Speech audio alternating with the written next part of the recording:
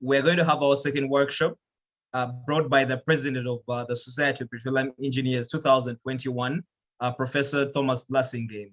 And I would like to invite our next moderator for this workshop, Lynn, to start the session. Lynn, the time is yours. Thank you, Gideon.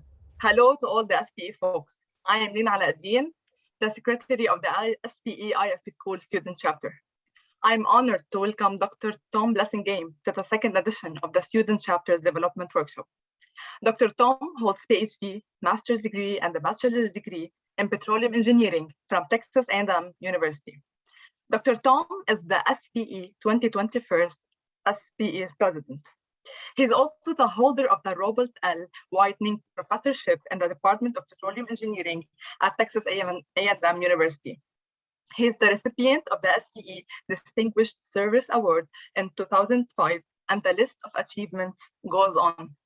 His research activities focuses on petrophysics, reservoir engineering, analysis and interpretation of well performance, unconventional resources, and technical mathematics. He has done numerous contributions to the petroleum literature in well test analysis, including the Blasingame plots and rate transient analysis that we learned about at IFP school, in addition to the analysis of production data, reservoir management, and others. I would like to congratulate Dr. Tom for joining the National Petroleum Council for the 2022-2023 term.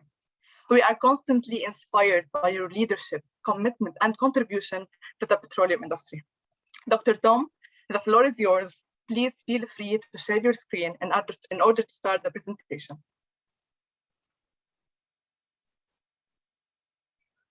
Okay, everyone, please confirm you can see it. Yes, we can see. Okay. I'm watching the clock. I don't want to offend anyone by going over time, and I do make a backup video for myself, so that's, you're seeing that perhaps in the lower part of the screen. I'll put all this on the website for sharing as well. I have 30 minutes, and I will do my best not to go over time. I will also mention that, you know, it's very humbling to be here with you. I see the future in you, and I sort of see the past in me. Although I look old, I'm young at heart. I want to believe that our best years are ahead of us. I know they are. I know that each of you has a contribution to make. I know it seems tough right now with the circumstances in the world, but we have a really important job to do. So let's focus on that. Okay, some starter thoughts. You guys gave me some questions about perspectives on energy transition, and then how can young members have impactful careers, and then challenges in the post-pandemic. So I've tried to give you a quick rundown on my answers for that. I coined the phrase "we are energy transition," which really made some people mad. You know, I said maybe that could be our new SB logo. Let's face it, fossil fuels are the critical link. You know, there have even been comments recently that renewables can never provide all of our energy needs.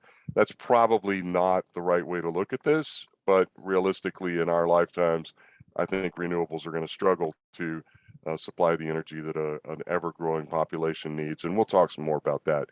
In terms of energy density, of course, hydrogen wins, but hydrogen is notoriously difficult. You know, even people like Jules Verne's wrote about using hydrogen. It's difficult to capture, it's difficult to transport, it's difficult to store. These are all things that can be fixed, of course, and people are working on them right now. But, you know, let's face it, if there is a hydrogen infrastructure, it'll be built on our infrastructure in oil and gas. And yes, I'm not very popular for my views, but that's okay. You know, you guys have the right and the responsibility to take over from my generation and the generation that follows. You're going to have to deal with these things, and you're going to have to make them a reality.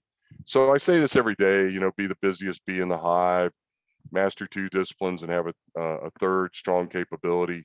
Be prepared, you know, and this is sort of the old Boy Scout motto, for change, for opportunities, basically for anything.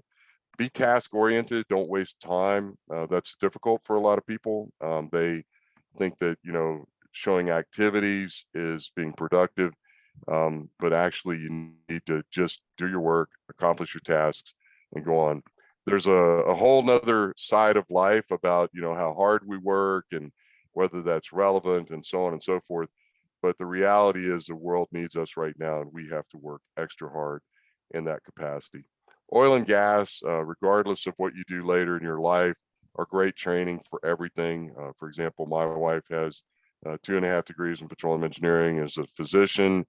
There are plenty of other people I can think of that have degrees in petroleum engineering or geology who went out and had other careers or pursued other opportunities. It is difficult whenever you've trained for something, sort of, you know, like I don't want to use a military analog, but you've become a specialist in something, and then all of a sudden everything changes. But face it, this training that you've had, it could be used for anything. Challenges and opportunities post-pandemic. The energy transition is an opportunity. It's not a challenge. Energy security is now the word that everybody's using. And guess who that is? That's us, of course. And go to where the work is. It won't come to you. A lot of young people tell me, you know, I want to work on this, but I don't want to live in that city, or I don't want to live in that country. I don't want to live in that region. You know, that's not going to work anymore. You're going to have to go to where the work is. And last but not least is we must engage with the public. A lot of people think that we can continue to take the public for granted. That's a mistake. Right now, we have an opportunity, because energy security is so important, to engage with the public and to partner with them in a manner that assures them that we will be here as needed. I have personally gotten drawn into cases where you're trying to educate the public. I don't recommend that. I recommend engagement. I made a nice little cartoon on the other side showing career progress for very low ambition, and modest ambition people. It's just sort of a joke. And then what entrepreneurs look like, you know, they go up and then they have a little setback, and then they go up, they have a little setback, then they go up. And that's great. You know, having a vision and pursuing it is inevitable that you'll have some setbacks, but ultimately your trajectory is up. And then, of course, we have the executives who take little tiny steps, never make a mistake, and just keep going up and up. And yes, I'm being facetious. And then there's me. My career just sort of wobbled down here at the bottom. And, you know, I'm okay with that. I've had an opportunity to influence a lot of things and a lot of people, and that's absolutely fine with me. But whatever your ambitions are, they come at a price. You're never going to get anything for free. So I just wanted to make that kind of clear. What is SPE? It's your career survival manual. Let's go really quickly and look at some numbers. We had about 68,000 members in 2009, about 24,000 student members. Unfortunately, I did not pull the latest numbers. They were in January. I believe it was about 66,000 in January of 2022. And I want to say that our student numbers are about 62 or 63,000, if I remember correctly. The number of student chapters last year was 424. It actually went up during the pandemic. And then my sort of ballpark guess on faculty was 300.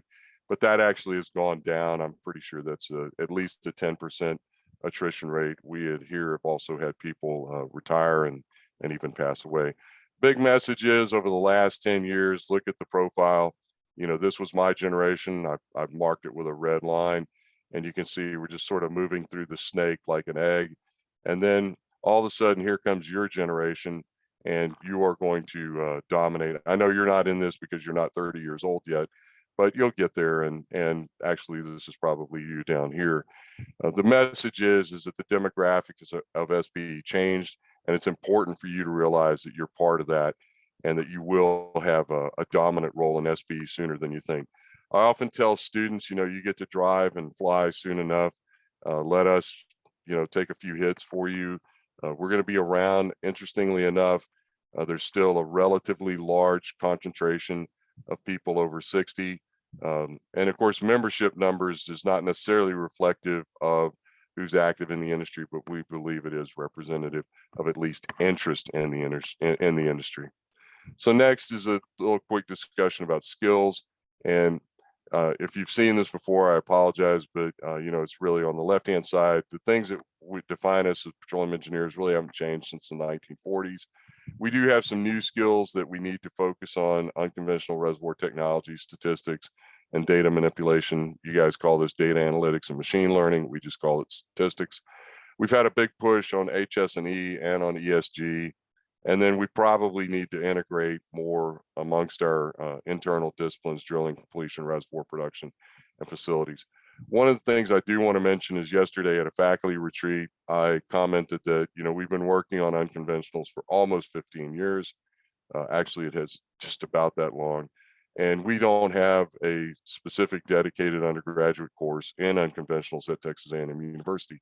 We have some content here and there, and I pointed out that, we really have a significant portion of our students go into the unconventional industry. And I want to say that number is probably more like 80% or maybe even higher. And yet we don't have a focus on unconventional technologies. And I asked the faculty, I said, are you willing to have an undergraduate course dedicated to unconventionals? And as you know, because you're students, the more you pack into a curricula, the more difficult it is. So, how do we put something else in without taking something out? And we recently did put in a data analytics course, both at the sophomore level and the senior level. And that had a cost. We had to steal a little time from here and there. And I'm sure you're aware of that in your own curricula. Really quickly, looking at a commodity cycle, I've normalized all of these rankings, but you're seeing the US unemployment rate, you're seeing the price of coffee in purple, you're seeing the BS petroleum engineering degrees in blue, and then the rest, of course, is all the oil price. And what you'll notice is that the oil price is a leading indicator. We have a high oil price, and then we have sort of a down economy. We also could compare ourselves to coffee. I know that seems ridiculous. And by the way, if you think oil prices are volatile, you need to look at historical coffee prices. These are heavily averaged, and you can even see some places there were some data missing. But at any rate, if you want to practice a little, armchair statistics, you could go back and look at comparing things like oil prices and coffee, and they're relatively the same shape, even though they're not the same magnitudes. Interestingly enough, there's also about a 4-year lag on the increase in oil price and the maximum number of students. Someone showed a plot earlier, Robert did, pardon me, and I've removed that from my slide deck since he showed it.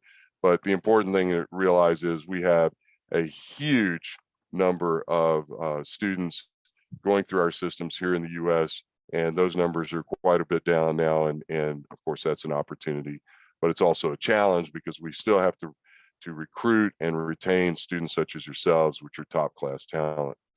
Next is really, how does SPE differentiate you? And I'll go through this very quickly. If you're a student, you need to participate in a student chapter, participate in your regional section. They will invite you to do that. We had a very strange relationship with our regional section. They would always tout us as being the easiest student chapter to work with, that, they would come to visit us and study how we operate and everything. But we always said, well, you never offered to help us. And they said, well, we didn't think you needed any help. So we finally spoke up, and they have been fantastic. We have a lot of interaction now with our regional section, the one in the Gulf Coast section, which is Houston. Participate in a chapter committee. We have students doing that as well. This is student chapter. And then engage in with technical experts. We do a lot of that here. We had about 130 events at Texas A&M last year. You create an event in your student chapter. I'm really big about that. I am the student chapter advisor, so I encourage that. Of course, you'll see my fatherly or not so nice fatherly side whenever it starts to come to funding it, because I insist on a net zero funding. We need to go out and raise the money that we spend. Creating training opportunities. We probably have maybe a dozen or so of these a year in our student chapter. I'd encourage you to do that. A lot of people in industry are absolutely thrilled to help with training, and training is something you can do globally. You can do it on Zoom, or you can do it on Teams. It's an easy virtual solution. And then participate in the e-mentoring program. Not so much sure how many of you have done that, and I don't know how it stood the pandemic. I did participate in it personally. I probably wasn't the best e-mentor because I'm pretty demanding, but I'll just leave it at that. So don't ask me to be your e-mentor. As a member, participate in a committee, nominate a colleague for an award, which is a really big thing. Write a paper, participate in community service, offer mentoring for students, create a technical event in your section, work on a social or networking event, then volunteer for section leadership. One of the things that's happened with the pandemic is we've had an enormous challenge in maintaining section leadership. People have lost their jobs or people have changed jobs.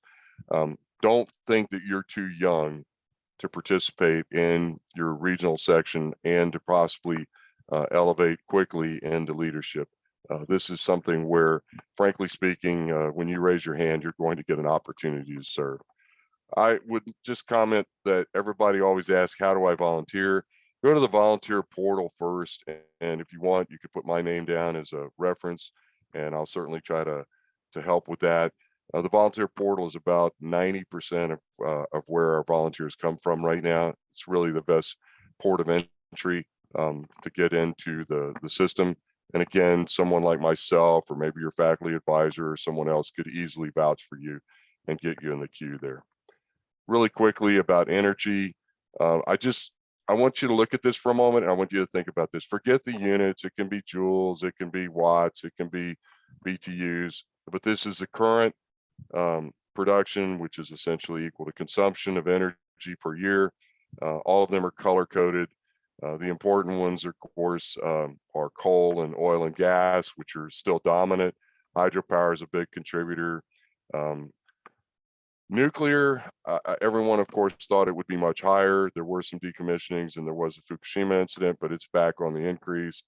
And then geothermal, biomass, et cetera. The reason it looks kind of weird is because it depends on what time period you were looking at as to what was in it.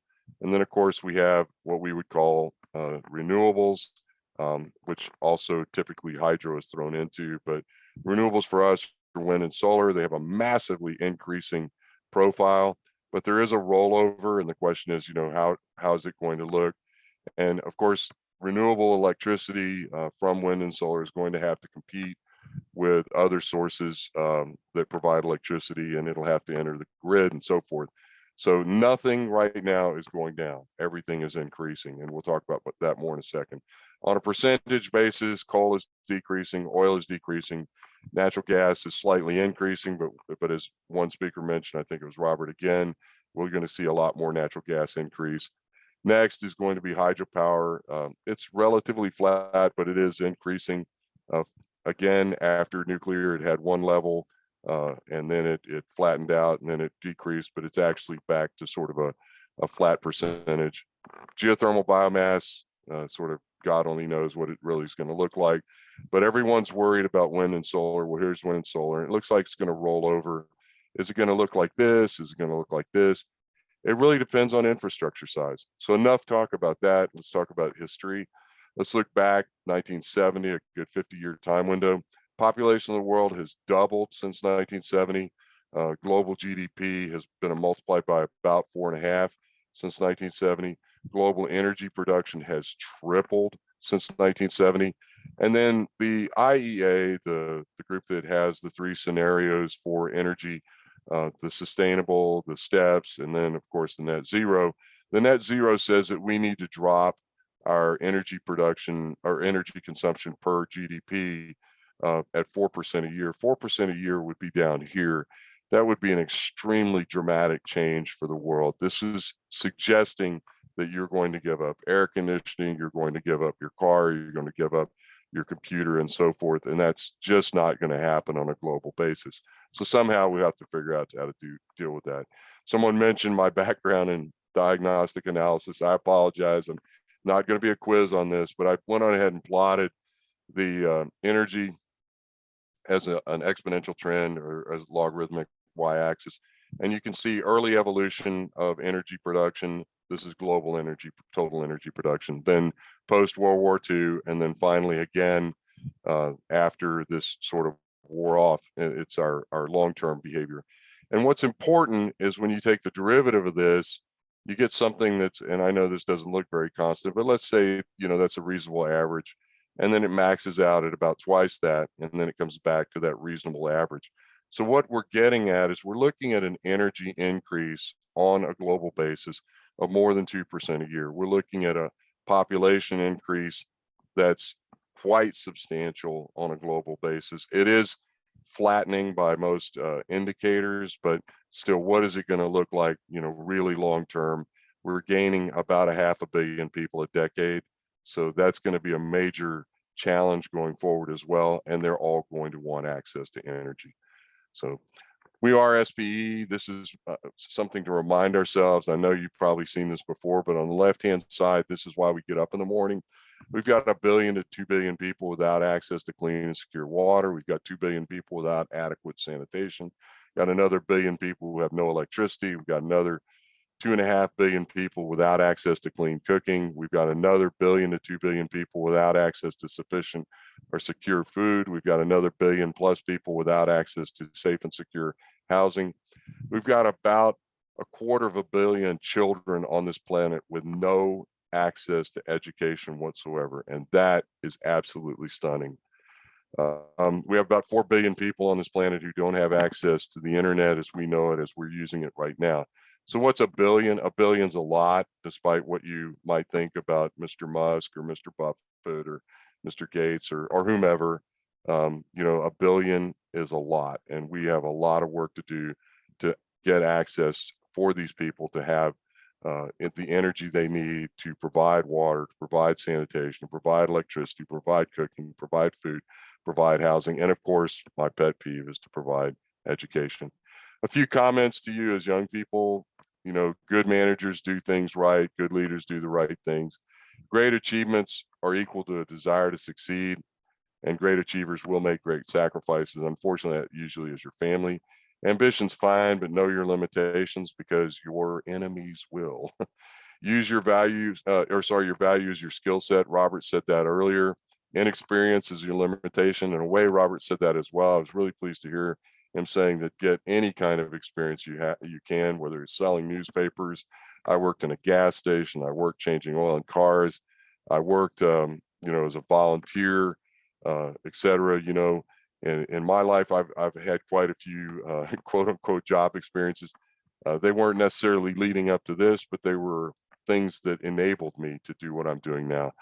I once did a hand poll and asked a room how many of them wanted to see themselves as president of the company. About 70% said yes, and or you know, EVP or COO or CTO, that sort of thing.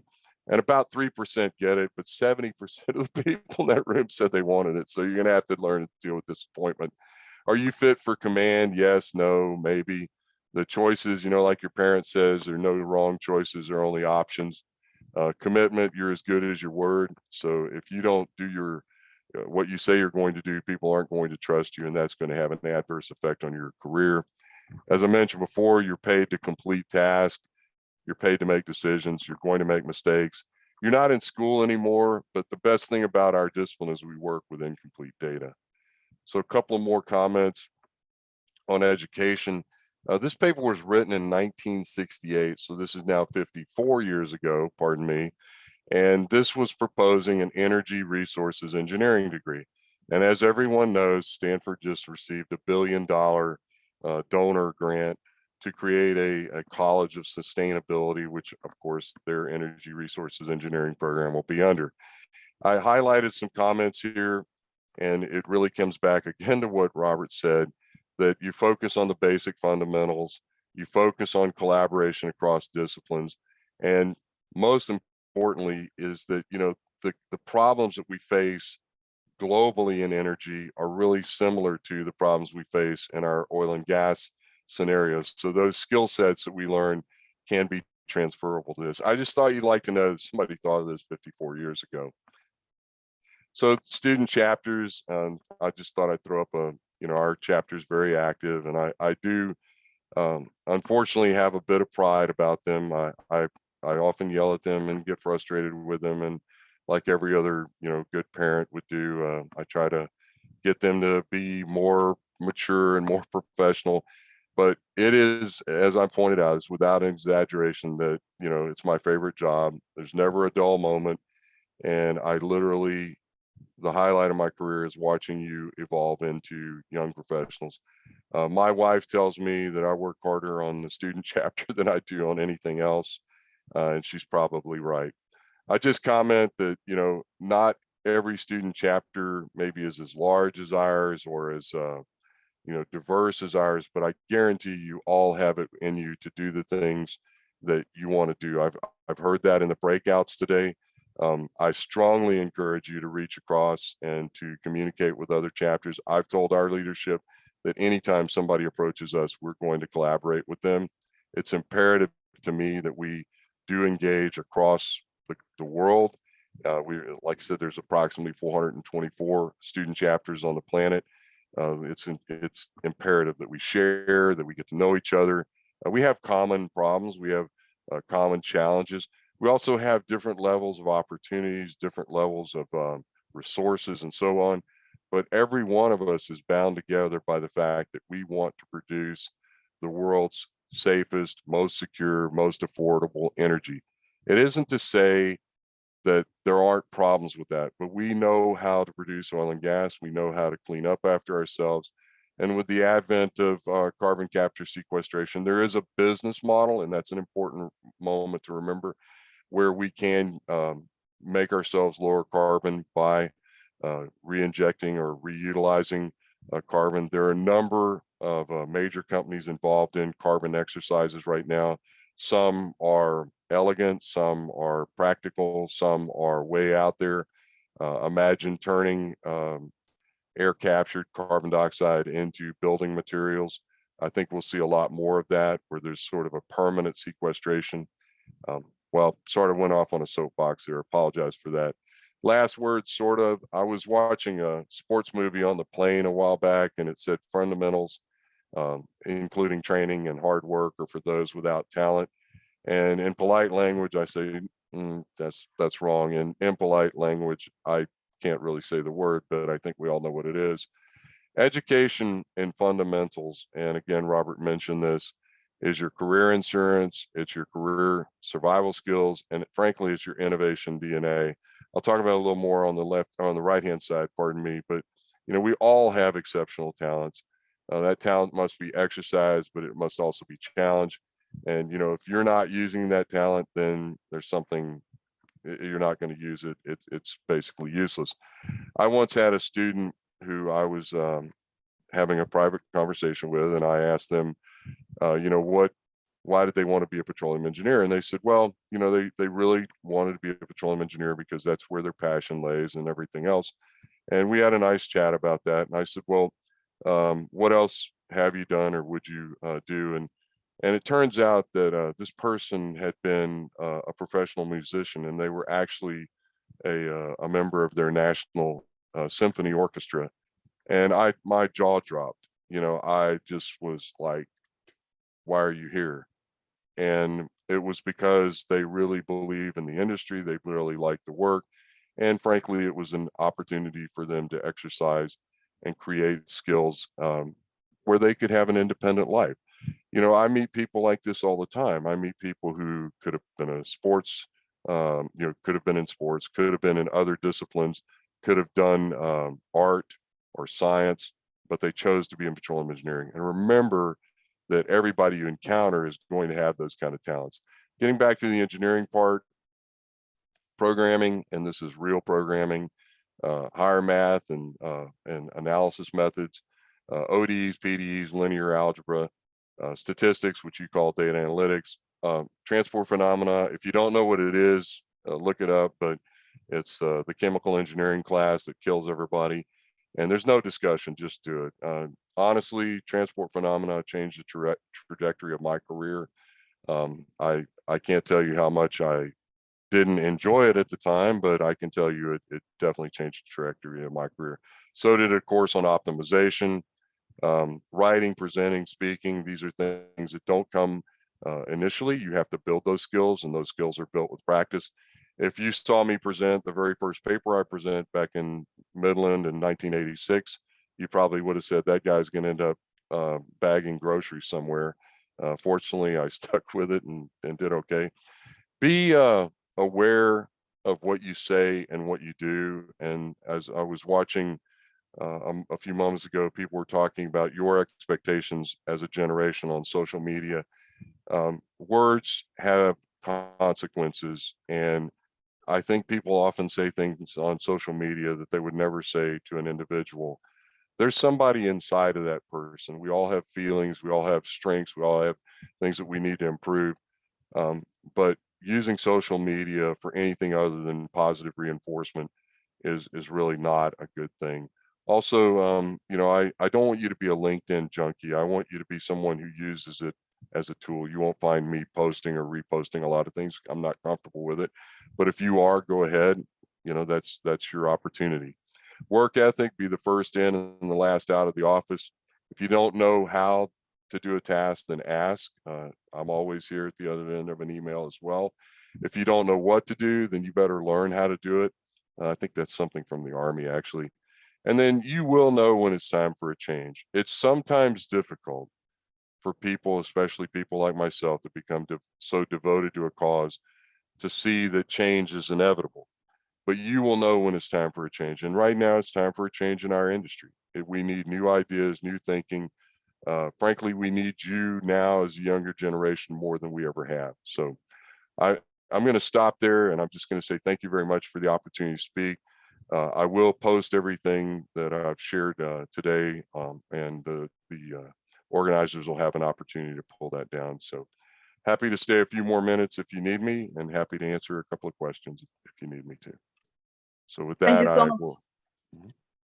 Thank you so much, Dr. Tom, for this wonderful and insightful presentation.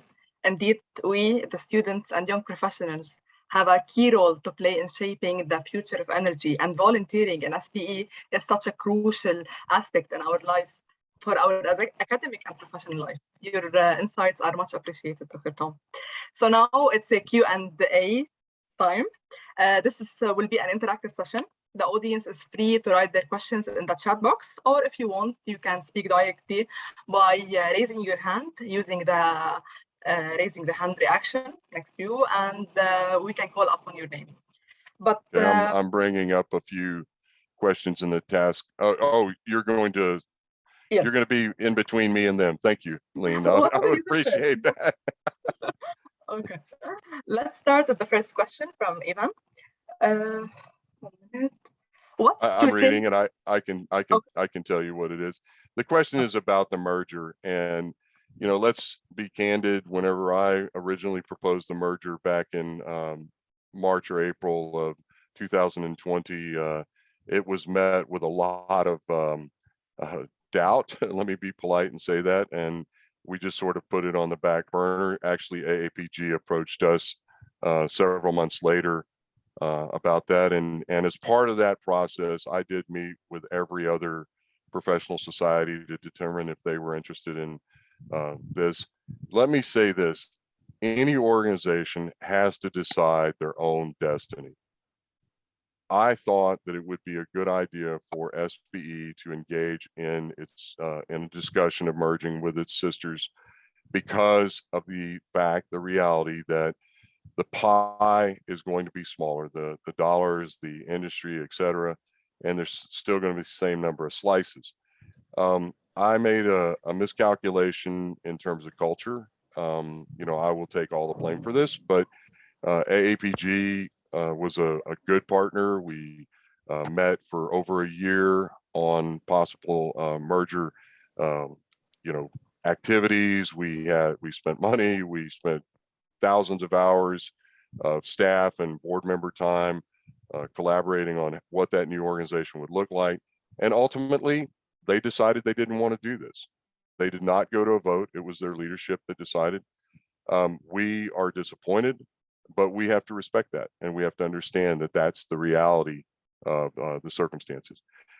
So the next question is, what's the way forward for SPE International in considering future talents in the industry? The simple fact of the matter is we have to be open to everything. We have to be open to the softer side, or the more the transition side, if you want to call it that, and how we're going to interact. But let's face it, right now we're 55, 56% of the global energy mix, oil and gas are. In 30 years, we'll probably be somewhere between 48 to 52% of the energy mix.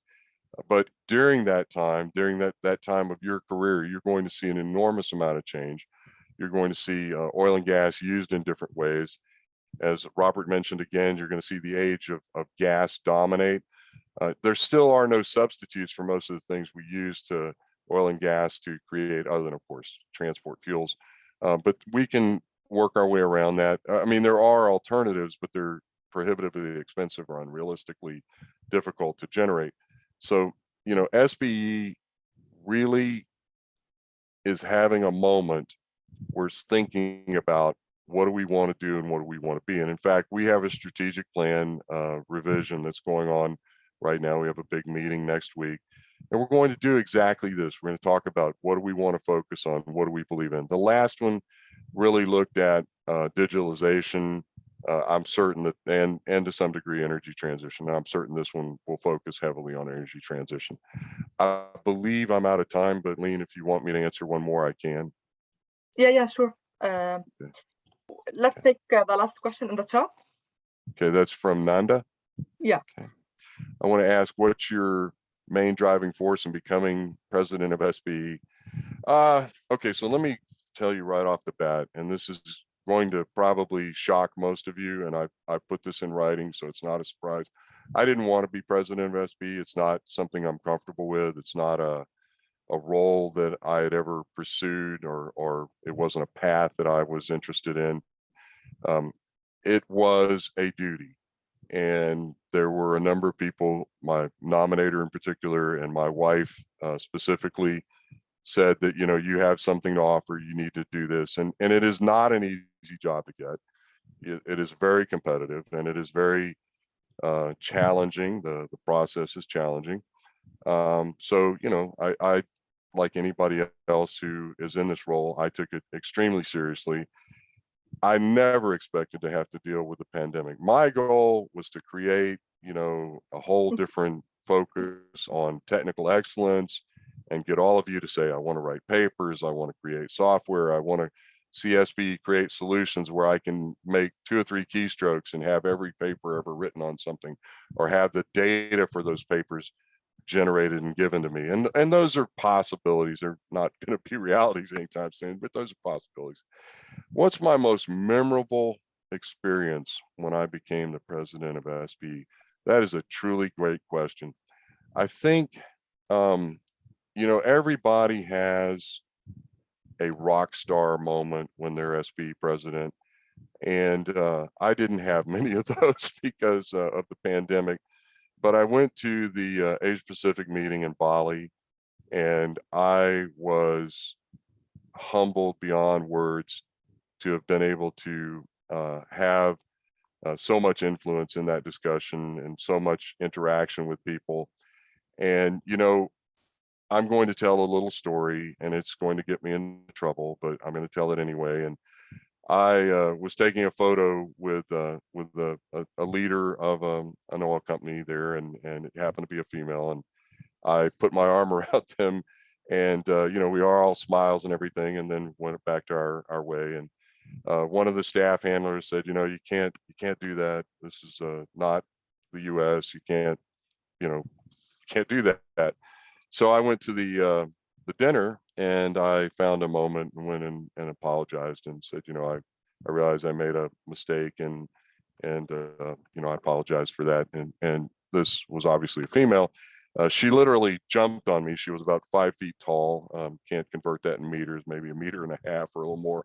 And she said, nobody ever apologized to me for being nice to me before. And you just realize that we're all one big happy family, and it's really a good thing to be part of this society, to be part of this family. We look out for each other. Everywhere you go, the students want to get insight from you and get advice from you. We're not endowed with any unique knowledge or ability. We're just old. I can tell you that your career in oil and gas can be whatever you want it to be. I can also tell you that if you decide to change your career and to do something else, you're always going to be a petroleum engineer or a petroleum geoscientist. It's not something that's going to leave you. So, as I sort of end my tour in October, I'd want to make sure that everybody in meetings like this understands that you can have this job one day. You can do whatever you want in this industry. You can create whatever you want in this industry. There's still plenty of solutions that people haven't thought of. When I was young, I started a software company. I wasn't right for that, and I frankly got out of it. My partner and I weren't really mature enough to function very well. If looking back, that would have been a great business to have been in. You know, you may have an idea for a tool, you may have an idea for a process. It's never, that timing's never going to be better than right now. That is one thing that this industry embraces, is solutions to problems. You know, so I would say find something that no one's working on, or find something that you're really interested in, or both, and work at it from there. So thanks very much. I know I went a little over time, but thank you very much for letting me be with you today. Thank you. If we had the opportunity, we would do endless sessions with you. Okay, Do you well, still have time? Do you still have time? Or yeah, I'll stick around. Sure. Okay, because there's a question from Muhammad from University of Houston. He raised his hand. So Muhammad, you are free to unmute yourself and ask that question. Well, thank you, Lean, and thank you to Professor Tom Blasingame. I generally appreciate this presentation. Just wanted to ask a question. You mentioned that the energy resource engineering proposal that happened with SPE. I do see that Texas A&M now they're offering like a master's in energy, I think it was a master's in energy or energy engineering. Do you think in the upcoming next year with the energy transition, we would have like a bachelor's in energy resource engineering? Do you think that's something feasible that's going to happen in the future? No, I'm pretending. Okay. If I were to say that, you know, we had a faculty retreat, and I leaned almost into saying that, Mohammed, but I value my life right now. That energy master's that you're talking about is within our Energy Institute, which is a multidisciplinary group. I think petroleum engineering programs, and I realize now it's, I've stopped recording, but you are, so somebody will post this, but I think it's time for petroleum engineering programs to recognize that they have to diversify. You know, do we want to be the solar panel people or the wind people? No, but you know, energy systems management, the foundational skills, I think we can retool ourselves. I have a design for something like this. There are a few schools that have a design for this as well. I just don't know about timing, you know, because right now our industry is heating back up, and it wants petroleum engineers. It eats petroleum engineers. It consumes petroleum engineers. It loves petroleum engineers. As you know, I know the job market's been horrible the last couple of years, and it wasn't much better than that the 2 years before. But, you know, we had a statistic that something like 75% of our students have jobs right now, with another few percentage expected. This is historically about where we've been, maybe a little bit better than that. So, you know, how do you compete with that? Well, in order to do this, we either have to say, Mohammed, we're going to do this, which is what Stanford did, although they still were a petroleum engineering program primarily with some other aspects. But I think it's time for a major program to say we're going to be an energy systems engineering program, or we're going to be, you know, an energy inclusive engineering program, if you want to call it that, or an energy for all program, if you want to call it that.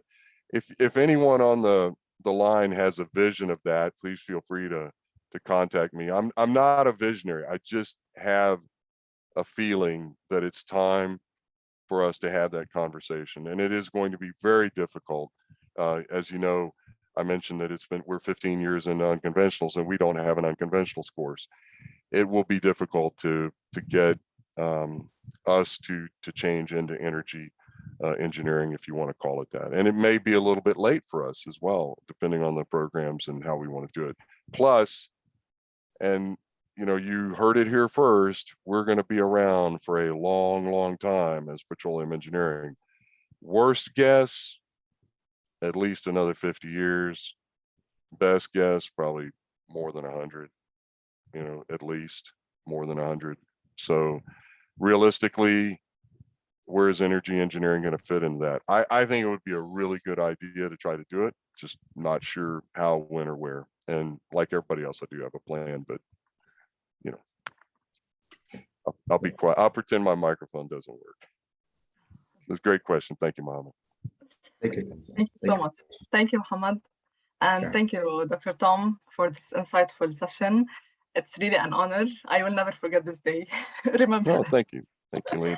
Someone did now- ask. I'll say, someone did ask, what do I regret as not Yeah. having a chance to do as SB president? I regret not having a chance to meet every one of you personally, but realistically, this is fine. You know, this works for all of us. I answer every email I get. You know, I'm not so good on social media, but I don't have any regrets. Not really, other than not being able to meet with everybody. I'll stop there. Thank you so much. I'll hand it now to the MC, Isha. The mic is yours. Okay, thank you very much once again, Dr. Tom. And as a token of our gratitude, we also prepared a memento of appreciation for you. And next, I will call Gideon as the president of SPE IFP School SC 2022 to present the memento to Professor Tom Blasingame. For Gideon, the time is all yours. Thank you very much, Isha. First of all, I would like to express our great gratitude to Dr. Tom Blasingame for honoring our invitation to come and speak to us. Dr. Tom Blasingame is really a legend. We learn about him in world transient analysis a lot, and all the work that he did literally in class. So really, thank you very much, Dr. Tom, for honoring our invitation. And just to start by saying that in your presentation, you mentioned something about we are energy transition.